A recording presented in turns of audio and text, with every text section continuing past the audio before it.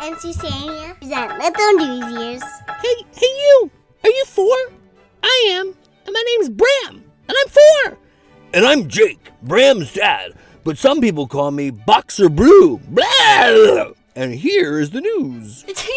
I can't believe it's here, Dad! Oh, let me see. Oh, yes, Bram, it is here. Hi, everybody. I decided to splurge a little bit and get Bram a Kitty Co. STEM kit. Yeah, it's really neat. You know, I'm getting a little tired of staring at the computer screen all day long. I don't know about you. So my dad bought this STEM kit. You know, STEM means like science, technology, engineering, those types of things. And so every month I get a new thing to build. This one looks like an arcade grasping hand. Yeah, just be careful with that. Hi, everybody. Again, today is May 15th, 2020. It's a Friday. Thank goodness for that. And the weather is picking up here in New Jersey. I'm so happy to hear that. Today is it's a holiday, like every holiday. We have a special day, and today is all about International Family Day. International Family Day? What is that? That sounds interesting. Yeah, so it was established by the United Nations. We've talked about that organization before, and it's all about issues related to families. You know, for example, just making sure everyone's aware that families have needs and there are problems and things like that. Oh, okay. And it's also, a good day just to be happy you're a family. But what if you're not? What if you're all by yourself? Like you're in Arlington, Virginia, and you're in an apartment alone, and you're just like eating cup of noodles? Are you talking about somebody specific, Bram? No. So our first story is all about evolution. Dad, we talk about evolution a lot. I want to know if is evolution real or not? Bram, it's one of those things where there are people who do not believe in evolution. I for one, follow the science on it. We've talked about evolution quite a bit, but in a nutshell, evolution is the idea that over time, if you think about like the X-Men, the first X-Men movie, right? Oh, no, I've never seen that. That's a really weird reference. Over time, animals, plants, and things, they adapt, they change, and there's some news from a scientist named Colin Donahue.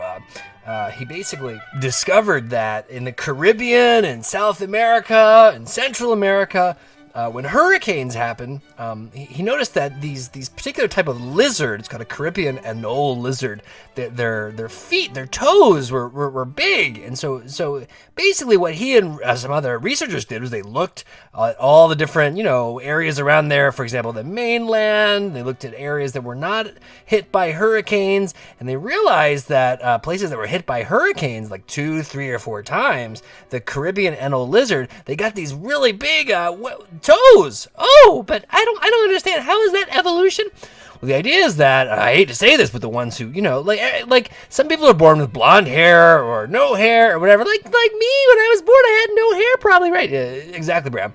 And there are tall people, there are short people, there are tall giraffes, short giraffes. There are lizards that have bigger toes and lizards that have smaller toes, right?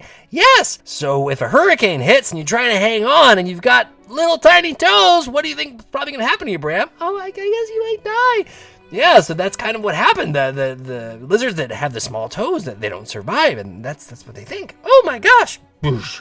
Douche. You know, I love talking about astronomy, especially when it's about things that I don't really understand, like Einstein's theory of general relativity. Oh boy, that's true, Bram. That's a tough one. I remember a long time ago I looked at this picture. It made sense to me at the time. It was like a bowling ball in space and gravity pulling down space and time, and it made sense to me for like 10 seconds, and now it doesn't. Yeah, so why are we trying to teach this? Well, because it's pretty cool, and it's not that hard to understand, this part of it.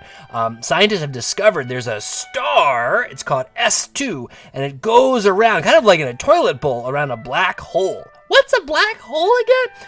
A black hole is this giant, space in space that basically sucks everything into it, right? So nothing around it can have light, can have mass, can have anything, and it all gets sucked in. What happens if we go inside? Like if I went inside? You don't want to think about that, Bram. The middle of a black hole, by the way, is called a singularity. It's that little tiny spot. But anyway, this star called S2, it kind of goes around and around and around, much like the planet Mercury does something that's similar. And Einstein, he actually, thought about that, and he was actually right, it looks like. And what this star does, it's called the Schwarzschild precession. The Schwarzschild procession. What's that? It's the star going around and around. It doesn't usually happen. Stars usually don't do that. Oh my gosh, that's really, really cool. Just a little fact about black holes that I think is pretty interesting. A black hole is invisible, number one, and it has the mass, the heaviness, let's say, of several million suns. Oh, suns? Like people? Like, boys and... No, like the sun. What? Yeah, so this thing is super massive. This black hole is called Sagittarius A, by the way. It's pretty amazing. Douche. So, equally amazing, I want to talk about, the Amazon. The Amazon's really cool. I don't know if you've ever been there, but it's neat. I was on the Amazon River one time, and I went swimming in the Amazon River, and there was this guy. He had a gun, and he asked if he wanted to shoot a monkey for me, and... What? That's really weird. What were you doing down there? Yeah, don't worry about it. But anyway, I told the man no, but it's very interesting. I was in Brazil. It was a magical experience. Okay. So anyway, they're discovering there are these dogs called ghost dogs. What? Ghost dogs? Yeah, they're these dogs that they're not really dogs and they're not really wolves. They live alone, which is not normal for dogs, and they're really hard to see. So scientists are starting to see them little by little. So they don't know much about these animals, but they know that they eat fish and small mammals. And it's pretty amazing. They have very, very short ears. They're very, very mysterious. They're called the genus Atelocynus. What is the genus? Well, Bram, you've heard of Homo sapiens, right? We talked about Neanderthals before too, right? They're different species. Oh, yes. So every organism, every like animal, plant, bacteria, fungus, etc., they all have a special category that they're in. And here's the system. This is how I remember it. I tell myself, Dear King Philip came over for good soup. What? Dear King Philip came over for good soup. I won't go into all of that, but if you can remember that, then you will remember things like domain, kingdom, phylum, species, and so forth. Oh, that's really cool. I'm going to try to remember that. Douche. Speaking of cool things about animals, they discovered things about pigeons. Pigeons? Oh my gosh, they're like the most boring animals. No, they're not. They're really cool. Pigeons, they can carry messages for a long way, and, they're related to doves. I think they're the same thing as doves. Anyway, there's a scientist named Elizabeth Carlin, and what Elizabeth Carlin did was she had a hypothesis that all pigeons, were all kind of the same. Like, we looked at Baltimore pigeons and Philadelphia pigeons and so forth, that they would all be kind of similar. But it turns out the pigeons that are in Boston and New England are very different from New York City pigeons and Baltimore pigeons. Why is that exactly? Well, they think it's because of Connecticut. Because of Connecticut? Yeah, in Connecticut they have more suburbs, grassland. I think that's where the pigeons go to breed. Then they go back to live in Boston and they stay away from New York. Oh, that's really interesting. Yes, it is. Douche. Dad, do you think everything's bad about COVID-19? Of course, COVID-19 is terrible. When will it stop? We had that big argument yesterday, remember? No, I know. I'm glad we're not talking about that today, by the way. But is everything bad about it? Yes, Bram. No, it's not. You know what they found out? They found that telemedicine is actually a little bit better. Telemedicine? Telemedicine means going to the doctor using your webcam, using your camera, whatever like that. And so some studies have shown that, it's actually improving. Oh, how so, Bram? Well, so there's more of it, right, than there was just 2 or 3 months ago. That's one, obviously, that's a big difference. Number two, the diagnoses. What's a diagnosis? Oh, it's what the doctors say is wrong with you.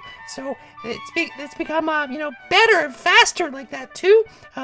People can get treated faster. It's more efficient than, waiting in line somewhere. Efficient? Efficient means not wasting time. Oh. And it's much less stressful, right? Some people can find out right away about certain things. Oh, that's really interesting. Okay, well, about 30 minutes have passed since we started this podcast. We took a little break and we put everything together from Kitty Go, and now we have this like a grappling grasper thing. It's really, really cool. And so now... Yes, Bram, what are you going to grab? Now we're going to play Uno, and I'm going to use the grasper, but I need to get a butterfly too. I don't know if I understand. Thanks for listening to Little News Ears, everybody. As you get older, the news will get older, too. Don't forget about that. Yes, bye. Bye. Do you want this week's news? Go to littlenewsears.com. Don't forget to check out our videos on youtube.com and our teacher lesson plans and more on littlenewsears.com. May your sweetness shine. And your colors glow. Blah! Sources for today's broadcast include the New York Times, NPR, Smithsonian Magazine, and the Daily Mail.